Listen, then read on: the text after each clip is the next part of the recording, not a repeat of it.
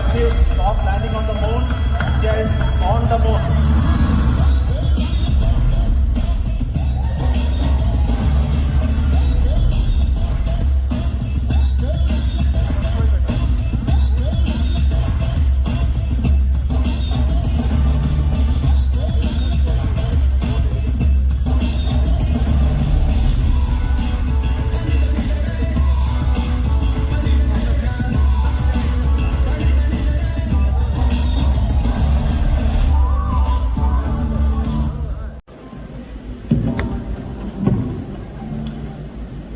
Good morning to all of you. Namaste.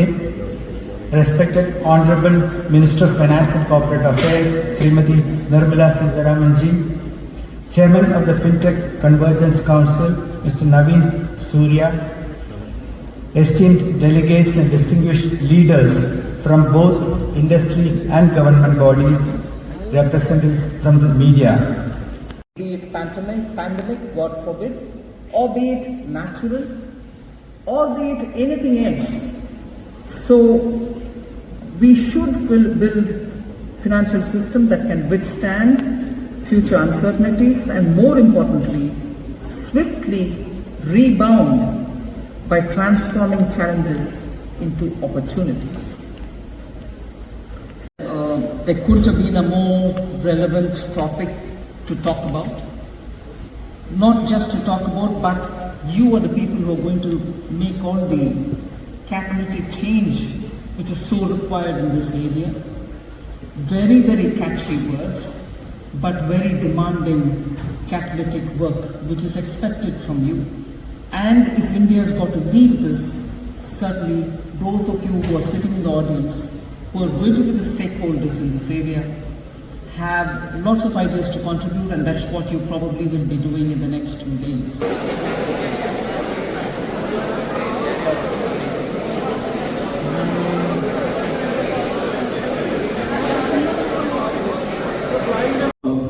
My belief is that as a country, we've come very far from, let's say, there was a time when government job used to be the peak, and sort of arrival of a person's career was considered that you are peak of government job. Government jobs can be like any from central government jobs to the state government. So government jobs, then came the PSU jobs, private jobs, and then came the startup jobs. But abhi startup job and then came these gig jobs. These are not permanent jobs. Now it's a very tricky thing because financial system is like a tuition teacher, if you will, or somebody who does any other freelancing, is a line item, but it is the third citizen of the financial system. Now the gig worker just does not fit into this ecosystem. Now, as we all know, India's economy is going to grow and the job creation is an obligation.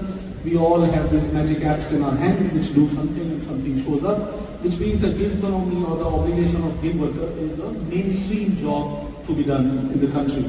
We can expect literally 50 to 100 million people becoming in due course part of this gig economy. So it's a problem that I'm personally solving. My personal ambition is now to give 100 million people a loan. If we got 100 million merchants on payments or 100 million customers on payment, this is a cycle that will take over.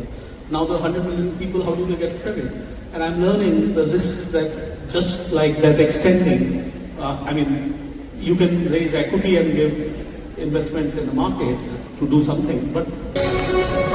So here's launching the Nation First Transit Card at GFF Global Fintech Fest 2023, and I'm sure two powerhouses launching two very compelling, relevant, pertinent products. We witnessed the launch of Nation First Transit Card, and now, ladies and gentlemen, we're all coming together to witness the launch of SBI SME Merchant Credit Card right here, right now at the GFF 2023.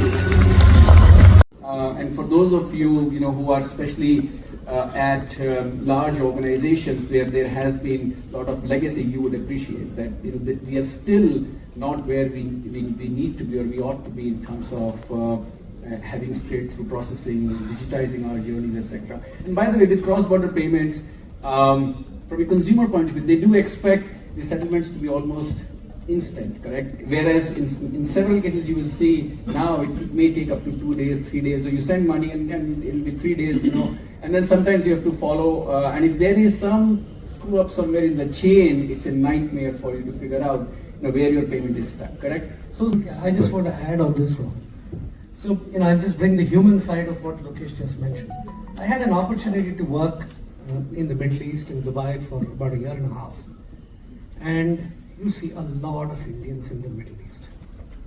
And when you see the semi-skilled, unskilled people working there, they work in 50 degrees heat, right? At the end, they earn a small amount of money, which they want to send home. And imagine if that person has to pay 3%, 3.5%, and it was much more. I'm talking about almost 10 years ago.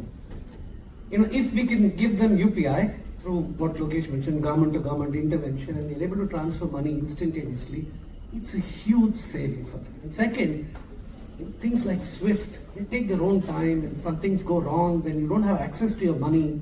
The family is in India waiting for this monthly money to come. And trust me, these are those people who contribute to almost 1/3 of our country's forex every year. Almost 30% comes from essentially overseas expat Indians, and mostly in the Gulf, right? Does anybody know here any AI chief of AI in any bank, in any financial institution? There are no hands. Because we're talking about an AI era and we don't have a single AI officer in any bank as yet. So we really need to start thinking at scale and also more importantly at strategic level how this is going to play out. So success of a digital service comes from the core banking exposing reusable enterprise APIs which are scalable. Channel is just a mode of interaction. It accepts information, it fetches information from the core systems or call the service provider, and it's a mode of interaction. So extremely important the core banking should be in terms of a strong backbone for enterprise architecture. Lean, clean database. All the operational things should be outside the core banking, which we talk it as following the code. So the core bank should be lighter. It's a single truth of source to have customer data, account data.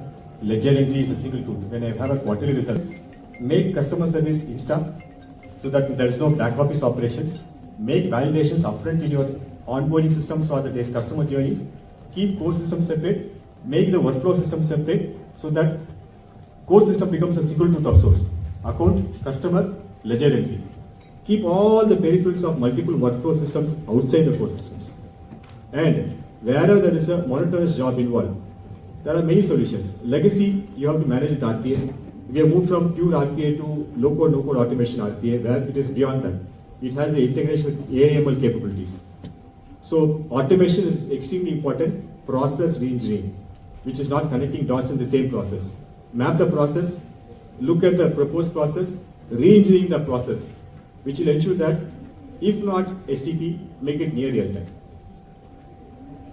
Expanding this further, when we are talking about organizations collaborating about exchanging data, as long as the data is not personal identifiable data in nature, I think it makes a lot of sense because contextual data, so there is a lot of data, but contextual data being collaborated and put together for analyzing and then learning from it and then training the models and using it in the operations is a very critical job.